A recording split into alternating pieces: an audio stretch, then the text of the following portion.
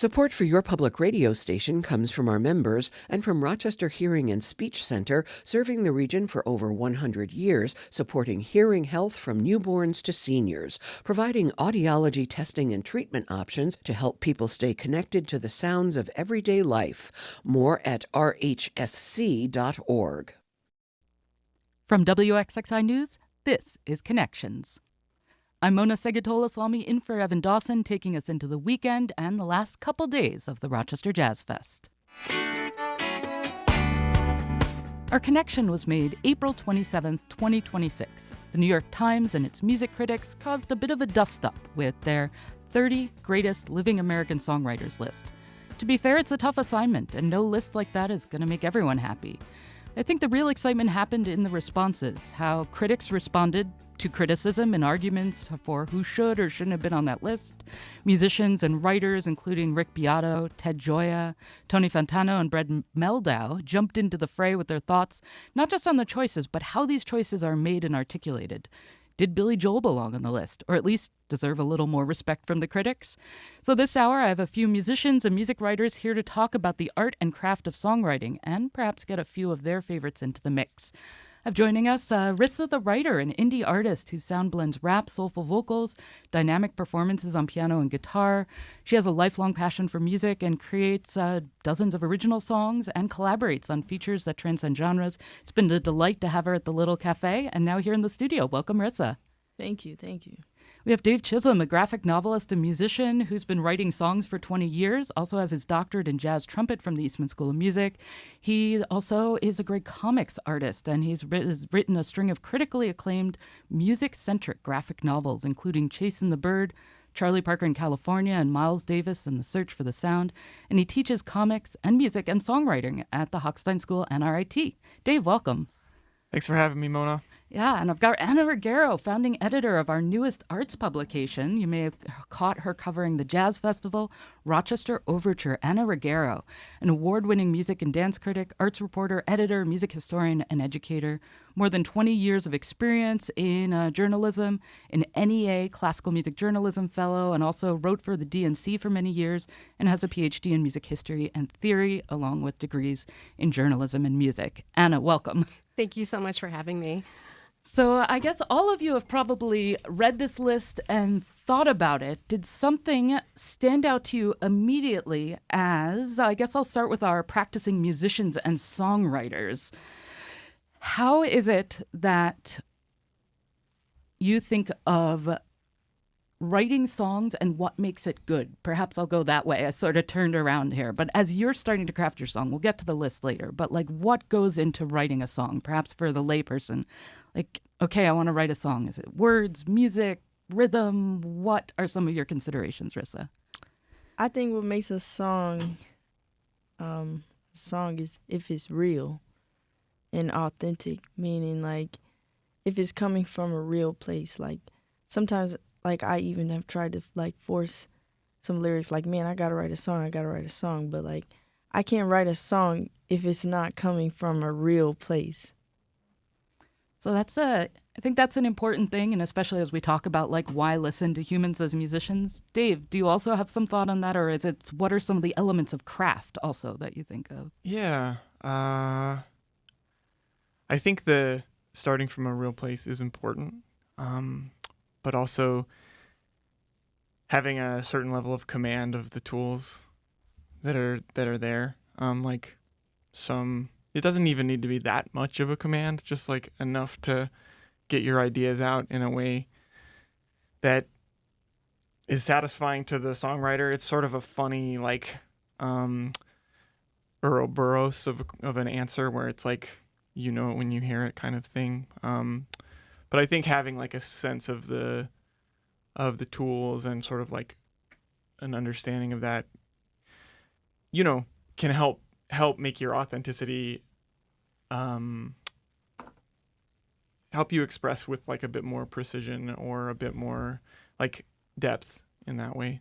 And that will perhaps bring me a bit to the list, is that they tried to, in 30 people, capture so many different genres and styles of music, some of which perhaps have their own kind of rules or styles or codes or ways where you are successful. So I guess for each of you, again, the songwriters, before I bring in our music and arts critic, what are some of the things that shaped what you thought, this is what I want to sound like, or what you hear in different styles? Do you really put yourself in one area, or do you kind of work, listen broadly, and how do you incorporate those to make sense? Is that like way too much of a... I mean, it's really hard to know, even like, what makes something good or successful it is really just kind of a subjective thing too, you know?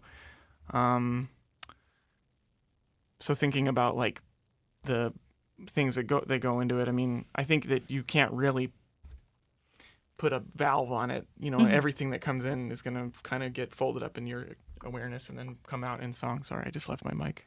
And that's so perhaps, you're sitting down to write a song. What are some of the things that you've heard that made you want to use songs as your way to express yourself, or what things kind of start to go into the mix as you stir it up?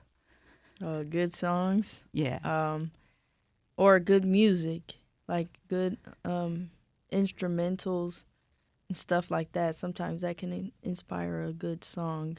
Like the music kind of can speak to you in a way. Like that's kind of how you can know, or me personally, like what to write about. Like this beat or this instrumental is giving a love song. Like this feels like a love song, or this feels like a song about overcoming. So sometimes that, and then sometimes just starting off with the words. Like I like how Dave, you were talking about how like using the tools and stuff. Like, so sometimes you can even just like journal and then pull from that and start adding the songwriting tools, and then masterpiece. And it is something you can learn, though, right? Like, it's not just like if you aren't born with songs coming from the muses into your head, don't bother. Oh, yeah, totally. Talent is just, like, not really... It's all about the process. It's all about diving into the process and committing to it. And, committing to, like, starting and finishing songs, and then finish one and finish one and finish one, and the next thing you know, you'll have some good ones, and sort of like having a bit of reflection on it, but not too much. That's I definitely noticed in some of the discussions of the list, and we'll get into this. People are like, it's more objective to say who's the greatest guitarist than the greatest songwriter, but songwriting is also a craft full of tools and connections. Well, the hard thing is how do we arbiter, like what are the criteria that they're using? Is it like who sold the most records? Is it like who made the most money? Is it like who uses the most chords or writes the shapeliest melodies and stuff like that? Like, no, it's as soon as you start to break it down like that, it sounds pretty silly.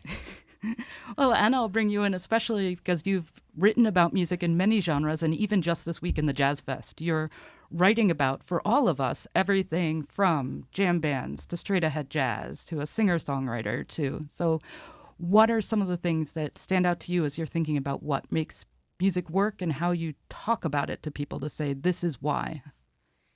Absolutely. One of the things that I think of when I look at this list, I come from to it from a few different perspectives, right? I come to it from a musicologist perspective, where I think a little bit about the context in which, this music was created, and what are the criteria how are we defining what songwriting is? How do we think about the elements of songwriting? And as a theorist, how do we think about the elements of a song? To make it good. The writer in me, the journalist in me, knows that none of us can write from a place that isn't very personal. So we all have this very personal experience with songs, with songwriting, and how it speaks to us at certain times in our lives, and at certain moments for us. And so I think a lot of us find our favorite songwriters just from that personal experience, and it won't always necessarily fall under, a top 30 list for a musicologist or a rock musician, or everyone's going to be a little bit different in how they define what's meaningful to them. And then there's the editor in me who thinks, okay, what is the meaning of a top 30 list, right? And think of it as really a way to make readers read, to get people a little bit riled up about this, and that's sort of the point behind a list like this. So, but in terms of what makes great music, I mean, I again, I think it's one of those things, you know it when you hear it. It's really hard to define. It's an ephemeral feeling, right? Yeah. But I mean, I gravitate towards songs that have an interesting complexity to them, right? And that's just my ears. I love songs that have sort of interesting chords or go places that I don't expect. Lyrics that are very poetic. Or, and can bring up a lot of imagery for me. So, but I mean, that's a very general idea. So. Oh, no, I brought you guys in here with this list idea and then went into what is the meaning of everything in music and let us ponder it all. But I do want to mention that listeners can call the show at 844-295-TALK. That's 844-295-8255. That's toll free, or if you're in the Rochester area, 585-263 9994. Comments are open on YouTube. Be kind. And you can also email connections@wxxi.org, and we can have those passed on to share. But that is, perhaps I should get into the list itself. Did something as you looked at it, or some of the conversation afterwards, each of you, stand out like, oh, that makes total sense, or what were they smoking? So, oh, gosh. Here you go, Dave. Your time for... No. You said you would be nice. I'm really happy that Fiona Apple was on the list, because Fiona Apple is like my, goddess of songwriting. Like, she's my favorite, and I'm not going to talk about people that I don't think should have been on the list, because there's I have my own areas of expertise and my own tastes, and I'm not going to have the hubris to say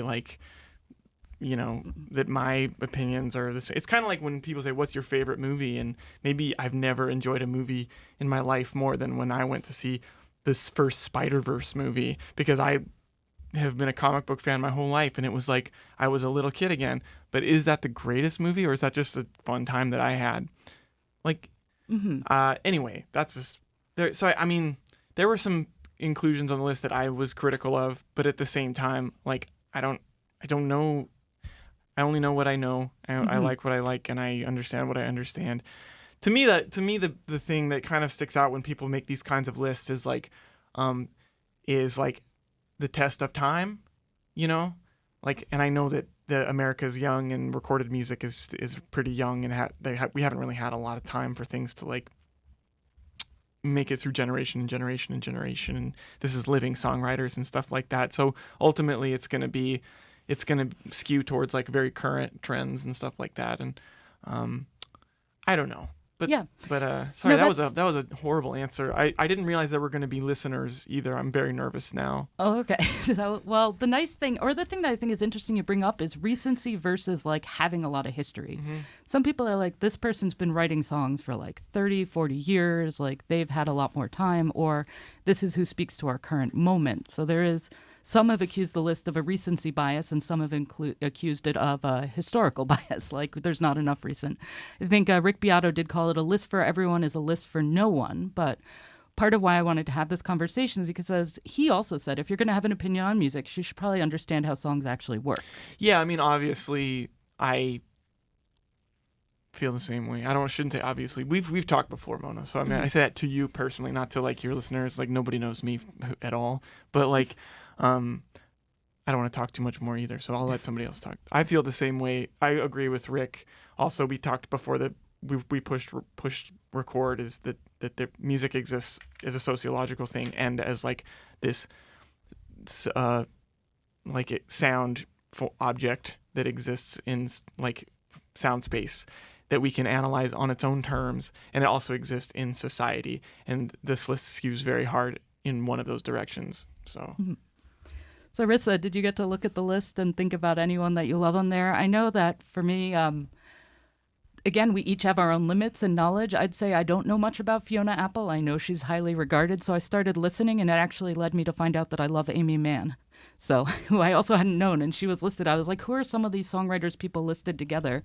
And I still haven't heard it, what people are hearing in Fiona Apple, but What album did you check out? It was late last night.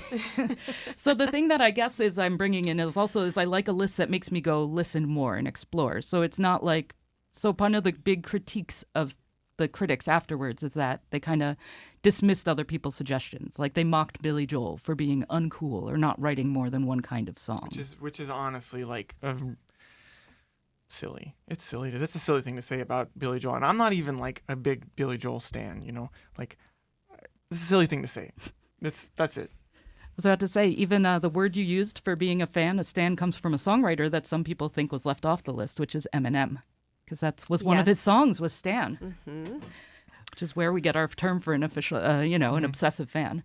So yeah, musician Brad Mehldau said that of the critics, who may themselves be feeling a bit silly about one or two of the things they said, because of course if you get in the room and talk for an hour, perhaps some silly things happen when you're live, as we might see later. But he personifies the problem, says Brad Mehldau, of criticism in pop music. Namely, he doesn't know anything about the nuts and bolts of music, and sets up just as a cultural phenomenon. But he doesn't want to set up, he says, an us and them between musicians and everyone else. Plenty of people who don't have a musical background or education understand that Billy Joel's craft is deep and innovative, but he says that the New York Times critics are not them, so he can yell that Billy Joel writes one or one and a half kinds of songs really well. People before him wrote really well, and people after him wrote really well, but it shows an ignorance of the subject he's paid to write about and is deeply untrue. So perhaps after I realize I should ask Anna for some of your favorite inclusions or favorite sadly left out ones, yes. How do we also talk about innovation versus like doing something really well, right? Like, does it have to break the rules of songwriting and teach you something you've never heard before? Or is it got to take some basic ideas and really put a point on it? Right. Well, we can talk about that with someone like Bob Dylan, right? Who perfected the folk song, right? He did that really well, and he continues to do that really well. I don't think anybody would argue with his place on a top 30 songwriter list. I am also a big Fiona Apple fan, so Mona, you have to take more of a listen, absolutely. But for me, that has a very personal element to it. I mean, the 90s were my coming of age, right? And Fiona Apple was my soundtrack. Same with Tori Amos. I mean, I feel like Tori Amos is another one of those songwriters I would have on a personal top 30 list, which I don't know if it would correspond with a public one, but certainly on my personal one. And other artists who were left out. I mean, Eminem, absolutely. I mean, some of the, sort of more like hip hop and rap artists that they put in here, I'm thinking, no, there's bigger names. There's more significant artists who are alive who are doing great work. I think the one left out for me could be that I just think of him as such a consummate songwriter as Randy Newman. Yeah. And yes. Just, we have a new Toy Story out, and we know him from that, but also I guess in the indie and pop kind of space, I didn't think about it at first, but some people started talking about Sufjan Stevens and what he's crafted in songs. And at least for me, the way it could be the classical music side of me that likes something that builds and has a almost symphonic feel, because that's, you can get into, should a pop song be simple? Should it be direct? Or is prog rock or grandiosity getting away from it or doing something new with it? Marissa, do you have some favorite songwriters that you want to shout out that people should be thinking about? Michael Jackson. Talk about it. I was listening to him for a full 12 hours on my shift. And Michael Jackson is one of my favorites because you can tell that he comes from a real place when he's writing, like since he's had his first solo album, like it comes from a real place. Once you like learn about like the songwriter, like the Off the Wall album is about like breaking from the group to now being on my own, off the wall, and all the way down to the Escape album, which was dropped after his passing. But it's also real. Like, even sometimes, some of the songs, I was listening to some of his albums today, and some of the songs I'm like, wow, like, if I didn't, like, know about Michael Jackson, I'd probably find this corny. But, like, knowing that the story behind the songs it just makes a song so much better. Like when you can dive in more into a song. Like I love this song so much. Like I want to ask questions about it. I got to ask Danielle Ponder some questions about her new song that she dropped, and like that's a really cool experience, and it makes you love the song more when you know more about it. So. Hey, and we do have a call, but I just also want to shout out that we had Danielle on the show recently with Evan talking about the song, and you can catch that episode on the podcast and YouTube, and she is truly one of our amazing Rochester musicians. So we do have a call on line one. Alexander, we have. Hi. Hey, what's up? Thanks for calling thanks in. for having me on the show. Yeah, I love Connections. You're doing a great job. And Rissa, I do like booking around here in Rochester. I've heard of you. It's great to hear you on NPR.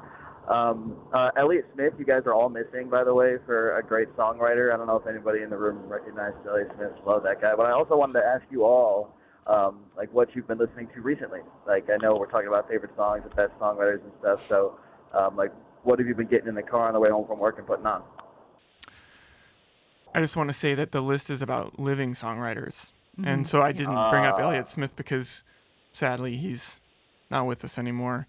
That living thing actually trapped a few people because even in the time they took to write the articles, some people passed away, like Brian Wilson. Sure. Yes. Yeah. But yeah, I'm a huge Elliott Smith, like obsessed with Elliott Smith, like big time obsessed with Elliott Smith's music. I don't want to, I mean, who am I listening to right now? Honestly, like I'm playing like a 30th anniversary show for Pinkerton by Weezer in September. And so I've just been like living in like Weezer, like those first two Weezer albums land. So I have definitely strong opinions about that stuff, but that's for another Connections episode, I think. Anna, do you have something you've been listening to a lot? I've been listening to a lot of Gabriel Kahane. I don't know who out there knows Gabriel Kahane. He's the son of Jeffrey Kahane, the wonderful classical pianist. So Gabriel has a deep classical background, but also brings in sort of popular song, indie sounds into his music. And he's done some albums that are just songwriting. And he has just these gorgeous textures and colors and chord shifts and just an incredible voice, as well as he plays piano as well. I believe he plays the guitar as well, multi-instrumentalist. So I've been listening to a lot of Gabriel Kahane. He's always sort of on my playlist. So. Actually, I would shout him out also because I follow him on Instagram. And if you're on social media, he takes things and writes songs. So if you want to see like the art of someone sort of writing a topical song, you know, then kind of easy taking a funny email or a commentary or even like just an interaction online and turning it into a song. He does that and posts them, and you can see him playing piano. So he's also a great writer, and he has a Substack, and he is just such a deep thinker and writer. He recently had an article in The Atlantic, so he's just all around kind of a creative, interesting, deep thinker, musician, writer. And that's Kahane. So thank you so much for the question. I know, Ritza, you mentioned Michael Jackson. Do you have one other you want to say from your playlist, or what you're really thinking about their songwriting? Other than that, I listen to my homies and La Russell also.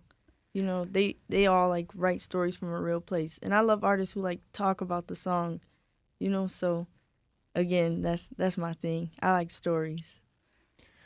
And the song is a sort of funny form because, you know, sometimes people say like, oh, one of my favorite songs, Beethoven Fifth Symphony. But a song, if you're being very specific, is a short form piece for voice and normally an accompaniment or an instrumental part. So in pop music, that's sort of taken over in a way that, say, I mean, yes, Schubert and Schumann and all these people wrote songs in the 19th century, or Monteverdi wrote madrigals in the 17th century. But like for us, the song is this form, whether it is in so many different popular genres right now. You've got some thought. You've got a thoughtful look on your face. Oh, Dave. I just was like, I just wanted to shout out another band I've been checking out, a band called Autolux. I don't know if anyone's ever checked out Autolux, but they make some very clever musical decisions. Like it's like kind of a noise rock band from L.A. and they only put out like 3 albums across like 20 years. But they're really killer. It's like one of the guys from the band Failure is in it, and the drummer is this like incredible woman. Just amazing. Why can't I think of her name? This is gonna just Yeah. upset So me, I'll but talk a little anyway. bit about a song I like, and I'll get to another listener comment. And it's just that outside of classical music and what I'm hearing at Jazz Fest, I have become a huge Florence and the Machine fan. And I'd say that sometimes my husband says my favorite genre of music is killing yourself to make art, whether it's Miss Gilly or Florence talking about how hard they work and then how sad life is and how much they love what they do. So I normally think it's about music for me, but there's a certain lyrical theme that I guess has spoken to me. But yeah, even her latest, one of her albums, one of the great talks about being on the list with, you know, the 3 women and the 50 men on the greatest guitarist of all time or something like that. So she's very self-aware, but again, I love this sort of dramatic, almost operatic style. So that's where I can both praise someone for their craft, but I also know my personal what I've sort of grown, because there are so many options out there too, which is sort of a funny thing. But I also like people mentioning local musicians, because sometimes it is just, what do I go to? Even the venue I book, the cafe, and I hear a song from Rissa, and I hear a singer-songwriter night where people are doing open mic, and I might not put that on an album in my car, but in that moment, I love, again, some of that story and discovery. So we do have another comment from Charles over email. It says, I saw Rick Emmett solo at Batavia Downs a few years ago after playing Lay It on the Line in Allied Forces, and somebody's out there. He stepped up to the mic to say, and now for the words every classic rock fan hates. This is something from our new album. And the crowd got a good laugh, and he followed up asking us to indulge him in a few songs before he went to playing Triumph hits. My point is, I think it's fair to ask if the list was based solely on artists at their peak versus factoring in what they're writing now. But Springsteen was the boss before I was born. Not anymore, he says. So any thoughts perhaps from our critic on, where artists were and where they are now on this list?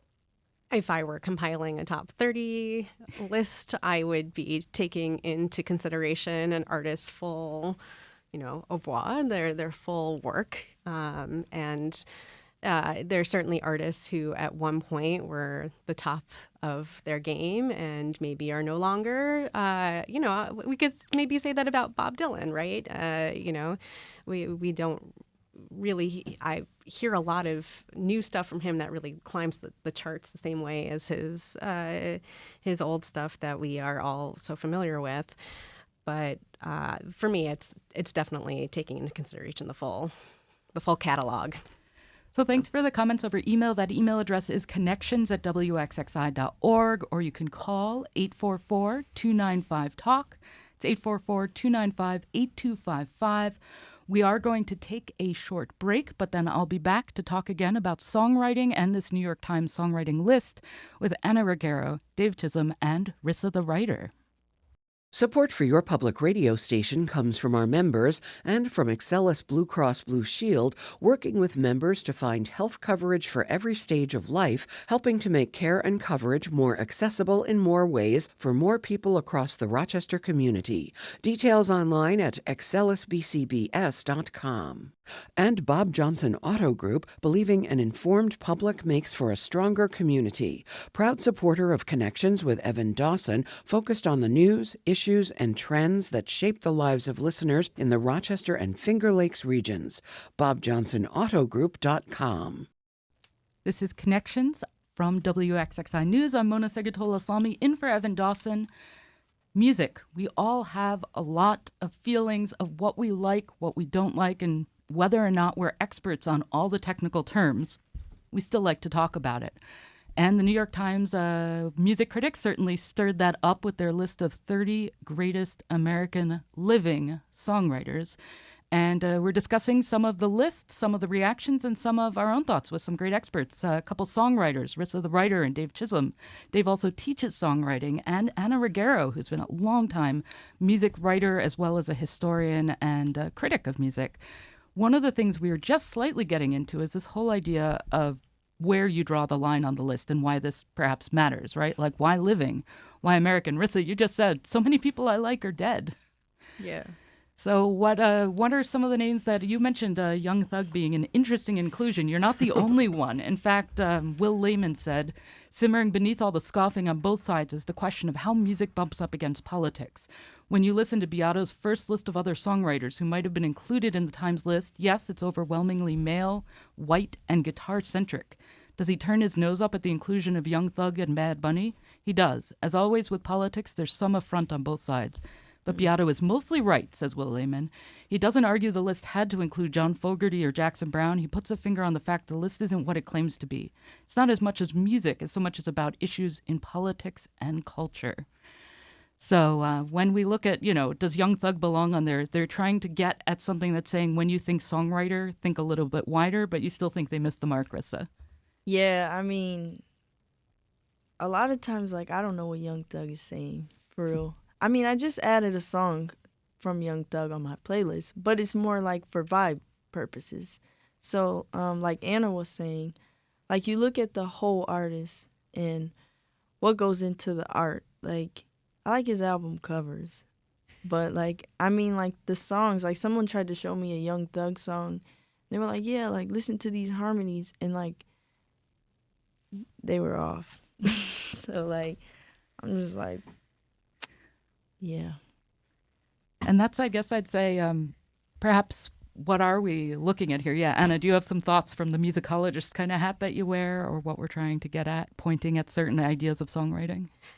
Yeah, I mean, I can see in this list how much they're trying to be, at least trying to be inclusive. I wouldn't say they're entirely inclusive, but some of the names that I'm not maybe as familiar with, like Bad Bunny.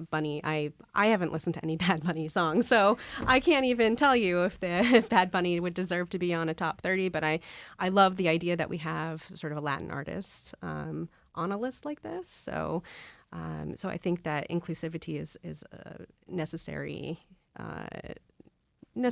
goal for a list like this. But I think Bad Bunny is a great songwriter. That's great. Even compared to Young Thug being on the list. Young Thug is vibe music. I don't think there's much lyricism going on there. But Bad Bunny, I actually don't speak Spanish, but I had a friend who does, and she listened to Bad Bunny. I'm like, this feels good. What is he talking about? And she began to translate the lyrics for me, and I was like, wow. And I think his last album is an album that, if you can get the translation, I think everyone can relate and connect to it. It's really humanitarian of him. That's great. I have to listen to some Bad Bunny now. So is universality important? Does it have to stand this test of time, or as if a song really speaks to a moment that, what do you value? Oh, gosh. Sorry. Universality. It's kind of paradoxical in songwriting, I think, because the more universal you try to be when you write a song, the less universal it ends up being. And it's probably the same with the list, Rick Beato. How do you say his last name? I think Beato, yeah. Like Rick said. If you try to please everybody, then you please nobody, or you make something that's so vague and bland. I think it's in the specificity that people really kind of can see themselves in it, paradoxically, but I don't know. So yeah, no, this idea of, I even think of, we're talking songwriting, but I think of producing stories. So this is sort of my journalist hat, but on a radio side. I love a quote that speaks to some universal truth, like music belongs to our heart. But I'm like, what does that mean? If someone says, when I first heard this song, I experienced this, that leaves out someone else because that's their specific story. Well, but then it's very, yeah. Yeah, and honestly, it's definitely a bee in my bonnet. When people talk about the ineffability of music, and inevitably it's someone saying that who just doesn't have vocabulary to talk about music, and so it's actually it's totally effable. You can totally understand what's going on in music. You just have to put in a little bit of time, a little bit of work, a little bit of curiosity, a little bit of humility, and you can understand what's going on. You can figure out what's going on in the music. It's the mystery element of it in public discourse around music is just it's like the equivalent of me watching a movie in another language and being wow, it's so mysterious, I have no idea what's going on. It's yeah, no duh, I don't speak the language. If I don't have subtitles on, I won't know what's going on. And so that's to me it's sort of if you don't make any effort to try to understand what's happening in it, yeah, of course it's ineffable and it feels cosmic and infinite and everything like that. And to me, and I've had, talking too much again, but I have like the social media video series where I do like these little like comic book illustrated analyses of like songs off of OK Computer by Radiohead, and it's built around like getting people to understand specific elements of what's happening in the music in a way that that you don't need to like understand dots on paper to understand what's happening in the music. Like when a melody goes up and they're singing about flying, then maybe that is like on purpose and means something, right? And so on and so forth. And so much discourse is just around like vibe, like and just the sociological element that we're talking about. And it just feels like a little bit of a, I think people are ready to hear stuff about specifics, and I think sometimes the journalism about music is kind of like missing the opportunity to help people hear things better.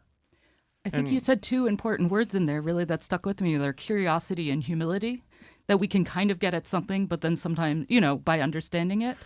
Well, yeah. but I would also add that like the magic really happens when you can uncover every stone on a piece of music, and you can really know exactly what's happening all the time, and it still transports you. It's still because I've had a lot of people, even like in my education, where you're in a music theory class, and there's always one kid who's like, if I learn this, then I'm gonna hate music. As soon as I learn what's going on, then I'm gonna hate it.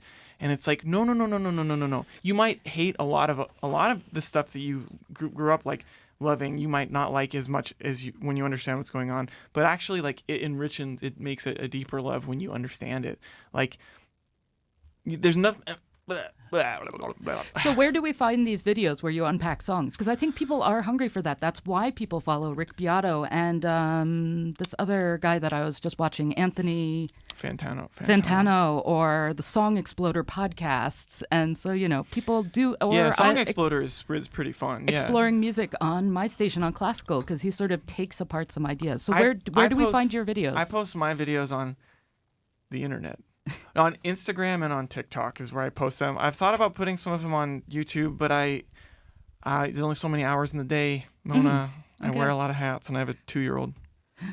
So, Rissa, some thoughts on what we know about when you know about the inside of the song, or something else on your mind? Oh yeah, like I want to add to that. I actually don't know what's going on in music. Like, I took a music theory class, I took a piano class, and it's just like, like I'm gonna know this scale for this week so I can get a good grade. But like after, like it doesn't like store in my brain the music theory or anything. The main thing that stored in my brain from music theory was just the feeling. Like, so I know when I hear a major chord, I know when I hear a minor chord because of the way it feels. So like in band practice, they're like, "What key are we in, Rissa?" I'm like, "I don't know," and I have to go to the piano and be like, "This is the first chord," or "This is the bass." I don't know what's going on. But when you write a song, you sort of go from one chord to the next, and you hear something about their relationship, right? Can I just say that I think you do know, though? That's the thing, is like it's just a different... Music is this multi-dimensional thing. It's something we hear. It's something we participate in. It's something that we can see on a piano or on dots on paper and stuff like that, or on a keyboard or like a fretboard or whatever. And like if you understand like any one of those things, we might call it intuitive, but it's still an understanding, right? It's still an understanding. So, and I would also add that I'm not gonna. I don't hope this isn't overstepping. I think maybe you didn't have great teachers. I wouldn't say that. Like, okay. I wouldn't say that. I already was like playing music. Like, Yeah. I used to make music with a rubber band, like by stretching it and getting different keys. So like it's like the ear. Yeah, and that's the ultimate level of understanding. That's what nerds that go to music school are trying to get there on their own path to get their ear where it is, right? So like ultimately it's almost like you skipped over that stuff because your ear is there. I've had students like that where I'm like, we're not even going to worry about notation because your ear is there. You're a songwriting student. This isn't a notated tradition. We don't care about notation in the world of songwriting largely because that's not part of the tradition, and that's okay. So that's it. I'm not trying to. So you're doing great. Yeah, I have a music theory Ph.D. and I have to tell you that the kind of music theory that I did was really, and I was so grateful to be in a department that was like, let's start from what you hear, right? Let's just start there, okay? Because if we start at the score, we start at the written notes, we start at like trying to do a Schenkerian analysis, there's so many layers of meaning and understanding that you can miss. So I agree with Dave that this formal understanding of music, it really all starts with your ears, with your listening. And I think all of us have the ability to listen and listen well. So, and I think it's just about learning how to tap into and pay attention and see, that was interesting. Why? Why do I feel that is interesting? And asking questions, being curious when you approach music. Like, just because you don't know the name of the color green doesn't mean you can't recognize that the color green is the thing. Maybe that's a silly analogy, but I'm a silly guy. No, I'm loving this discussion, which almost came out of left field from what we were starting with, like this guy or that, because this is, I think, the meaningful discussion is us getting into our understanding of music, what study can elucidate, or what, again, getting back to first principles of listening and considering. I have 2 more comments to share. One is just Billy Joel was robbed. The other is Rob in the Rochester. How do you rate or list greatest musician, songwriter, song? It's what your heart likes and how it rates in your own life. So, whether there can be something, I think Dave alluded to this earlier, that even if you understand it's not the greatest, it speaks to you in that context or that moment. Perhaps there's... But there is... I'm a Gemini, so I'm just going to contradict myself from earlier and say there is some objectivity here as well. We can actually bring some objectivity to it. Like, it's not just like a purely subjective space. Like, my 2-year-old might sit down with his toy piano and sing a song, and he's being authentic and real and everything, but he's not great at it yet. He doesn't know what he's doing. And there's some objectivity like, hey, son, you're pretty out of tune. I would never say that to him, because he's 2. But the idea is, sorry, Julian, if you're listening out there, I didn't mean to call you out. But I think there is some objectivity, with this stuff, with all of these disciplines. And that's where it does get kind of tricky in this, because I think that the layperson likes to think that there's no objectivity in it.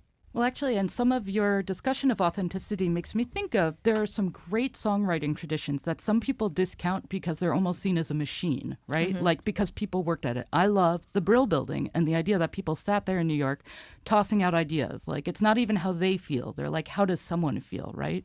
That almost gets you back to the old madrigals. So, or is it Stax or Motown or Nashville and country? And we can say there's a songwriting factory going, but obviously people have to know some skills to work on that line. Or dance music. I don't know, thinking about what's the point of this music? What's the purpose of this music? There's lots of different purposes of a song. If we're going to talk about, what was his name? Young Thug? Mm-hmm.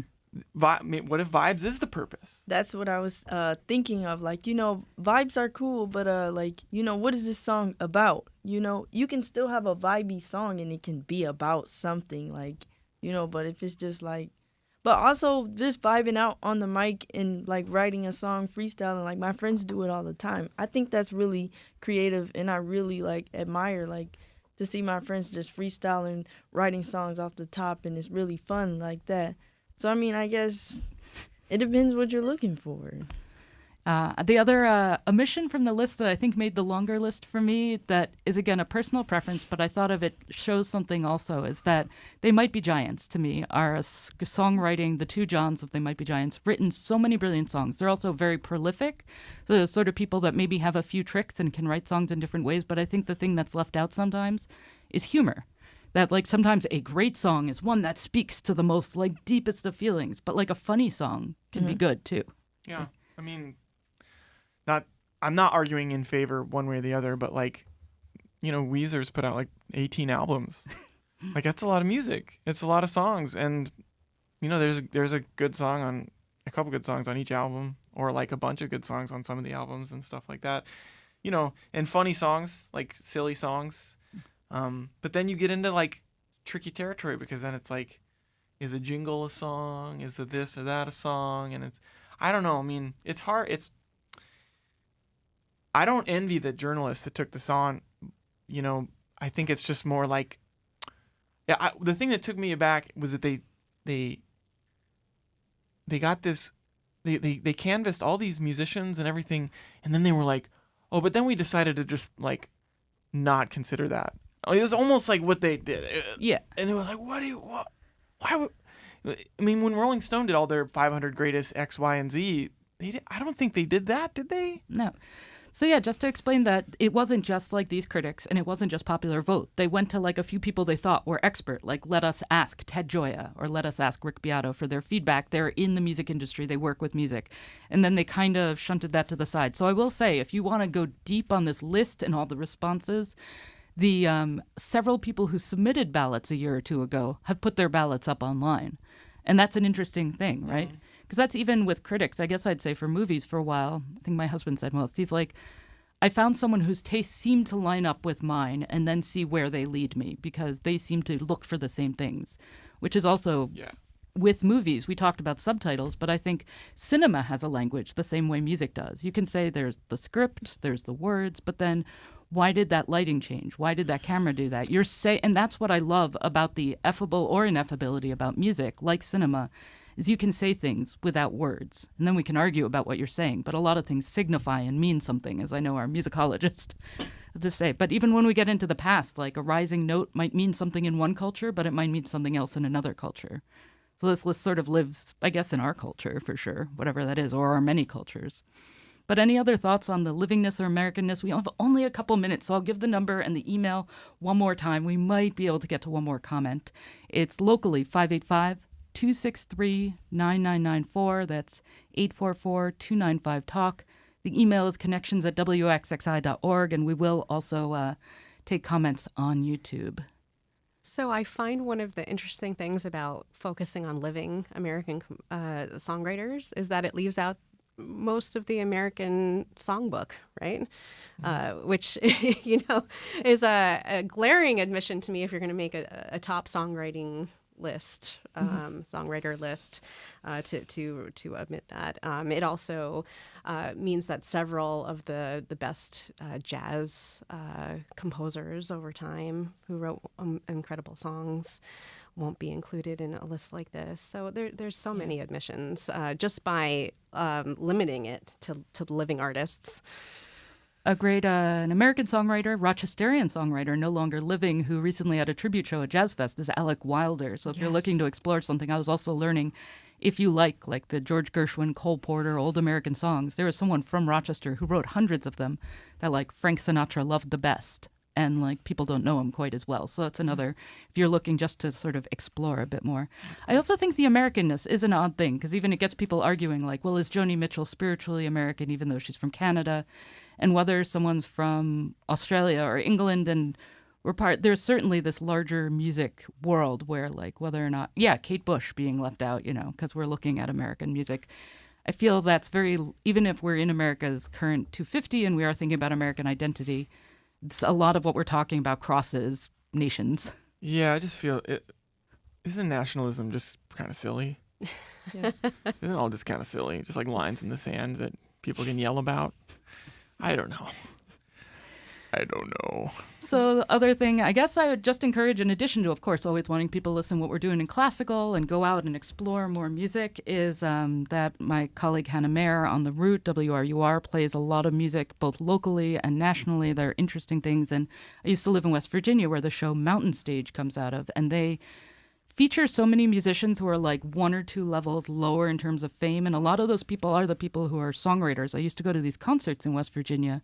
Or would someone say, I know you're liking my songs. You'll know this one, but it's the one that bought my house, because they were they wrote a song and another pop star sang it. So they were truly dedicated primarily to the craft of songwriting. So there's and they tried to bring that in with Diane Warren in the list, to say there are some songwriters whose names you don't know because they're not rock bands. Yeah, or those three country writers that they had as one spot on the list, even country music lists are I'm glad you're including us, but does that really get at it? That is interesting, though, that it's songwriters, the best songwriters. But it seems like all of these people are also performing artists. So there's a lot of people who write great songs for our favorite artists who, like, you know, a lot of people don't know, like, because a lot of people don't really go into the credits of things, like, nowadays, so. There's that curiosity just They missing. did have Brian and Eddie Holland, the Holland Dozier Holland songwriting trio, and Carole King, who wrote for a lot of other artists. So I think they were a little bit trying to include artists, songwriters who were not necessarily performers. I mean, Carole King was. the other thing is kind of like the, you know, like music that's not for commercial purposes is totally missing, right? Like art music and, you know, avant-garde song stuff that's like, I mean, including one of those would have really made people upset. Including someone who's like singing like atonal songs or whatever. That would have been a much more bold choice than adding like. Yeah, so like John Adams opera songs or something, not even atonal. Sure, anyway. But I'm going to give everyone just quickly here at the end perhaps a chance to either say where they can find some of your songs or learn more about writing songs or something else you want them to go listen and be curious about, since that definitely feels like it turned into our theme today. Oh, yeah, we've just got a minute. So, Rissa. So we find Rissa the writer, Righteter. That's right. And you lead some open mics, right? And songwriting nights? Yes, I do. Yeah, if anybody would like to write a song, I like to help people write songs too. So, any age. Cool. And Dave? I teach at Hochstein, and I have like I'm always putting out comic books and stuff like that. So just look me up online. Anna Ruggiero here. You can find me at rochesteroverture.com and annaruggiero.com. Yeah, some of your writing about music has really helped me, even someone who spent years with music, understand more about it. So thanks so much to Rissa the writer, Dave Chisholm, Anna Ruggiero for discussing songwriting and music. Thanks to Rob and Julie in the booth and all the crew. Happy Friday, everyone. Hope you enjoy listening to music, exploring it, and perhaps learning more a bit while you're on the way.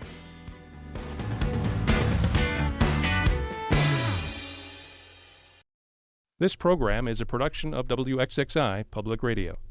The views expressed do not necessarily represent those of this station, its staff, management, or underwriters.